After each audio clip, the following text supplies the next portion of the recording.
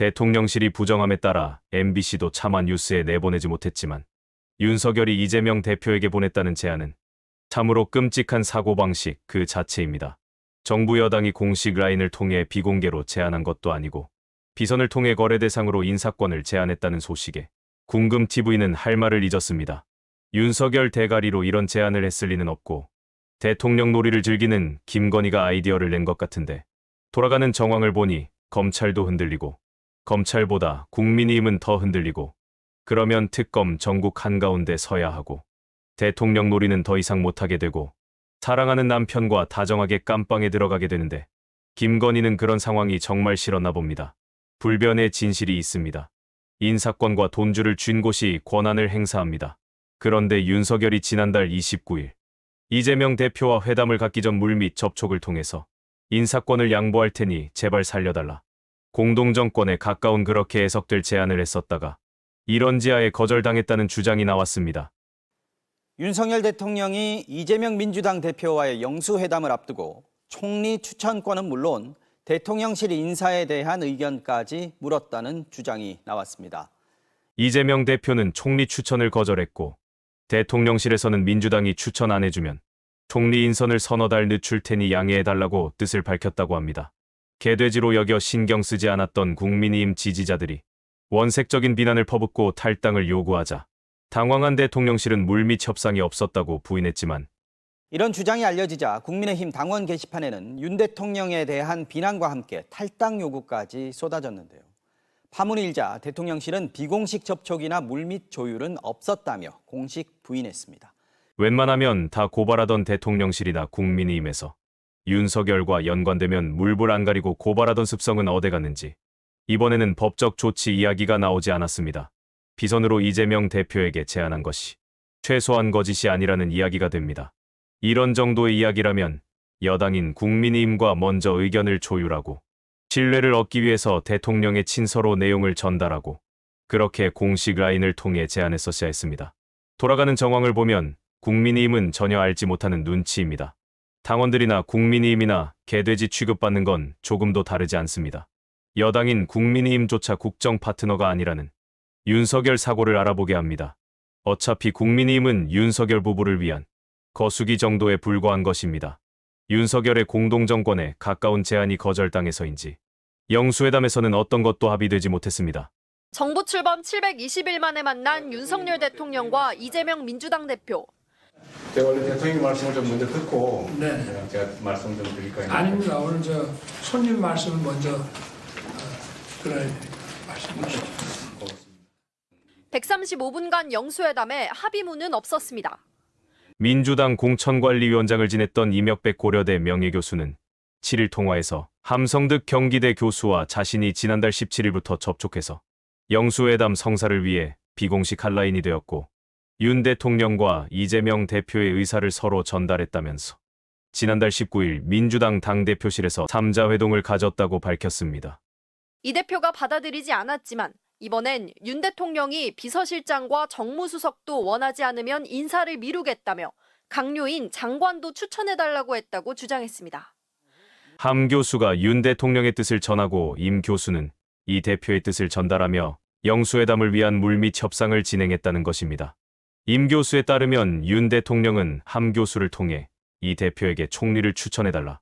이재명 대표가 불편해할 사람은 기용하지 않겠다면서 신임 국무총리 추천을 요청했다고 합니다. 물밑 조율 당사자로 지목된 함성득 경기대 정치전문대학원장은 대통령직 인수위 후보로 거론될 정도로 대통령과 친분이 있는 걸로 알려져 있습니다. 윤 대통령의 휴대전화를 통한 이 대표와의 핫라인 구축, 또 이 대표의 경쟁자가 될 만한 인사를 대통령실에서 배제하겠다는 제안이 있었다는 말까지 나왔습니다. 상황이 이렇게 되자 윤석열 만세를 외치면서 묻지마 지지를 하던 당원들도 화가 났는지 국민의힘 당원 게시판은 종일 시끄러웠습니다. 국민의힘 당원 게시판에는 보수의 괴멸자, 민주당의 트로이 목마라는 원색적인 비난과 함께 윤 대통령의 탈당을 요구하는 글이 종일 쏟아졌습니다. 조금 있으면 윤석열이 지명한 인사를 당대표로 만들어서 방탄해야 하는데 당원들이 등 돌리면 윤석열 부부 방탄은 물 건너갑니다. 대통령실은 당원들의 항의에 일단 부인하고 나섰습니다. 파문이 커지자 대통령실 고위 관계자는 물밑 라인이나 특사는 없었다며 급히 진화에 나섰습니다. 대통령 측 인사로 지목된 함성득 교수는 대통령실처럼 부인했을까요? 함성득 교수는 자신의 역할을 부인하지 않았습니다. 함성득 교수는 사실관계를 묻는 MBC 기자의 질문에 대통령의 큰 정치에 대한 진정성을 잘 소개해달라며 말을 아꼈습니다. 거기에다가 이재명 대표가 반대하면 비서실장 정무수석도 임명하지 않겠다라는 의견까지 전달했다고 합니다. 이재명 대표는 야당의 국무총리 추천은 의미가 없다 거절하면서 이렇게 전해달라고 말했다고 합니다. 공식적인 채널로 연립정부 구성 제안이면 모르겠지만 밀실 제안을 통한 제안이고 민주당이 추천한 허수아비 총리를 임명하고 서너 달 쓰다가 그동안 하는 짓을 봤을 때 다른 총리로 임명하려는 수작 같은데 이런 제안이 협치에 무슨 소용이 있겠는가. 중요한 것은 대통령이 바뀌고 동시에 국정기조 전환이 이뤄져야 하고 그것이 중요한 것이라고 말했다고 합니다. 윤석열이 바뀌는 것이 첫째이고 국정기조 전환이 두 번째로 중요하다는 취지로 거절했다고 합니다. 이에 윤석열의 다음 반응이 재미있습니다. 윤석열은 거절당했다는 보고를 받고 야당이 추천을 안 하시면 총리 임명을 서너 달 늦추겠다며 그때 가서 마음에 드는 인사인지 또 이야기해달라는 뜻을 전했다고 합니다. 윤석열은 신임 비서실장을 인선할 때도 이재명 대표의 뜻을 간접적으로 물었다고 합니다. 임 교수에 따르면 윤석열이 밝힌 비서실장 인선 배경으로 이재명 대표와 대선 경쟁 관계에 있는 인물은 비서실장에서 배제하겠다는 뜻을 전달해왔는데 이재명 대표는 이렇게 화답했다고 합니다.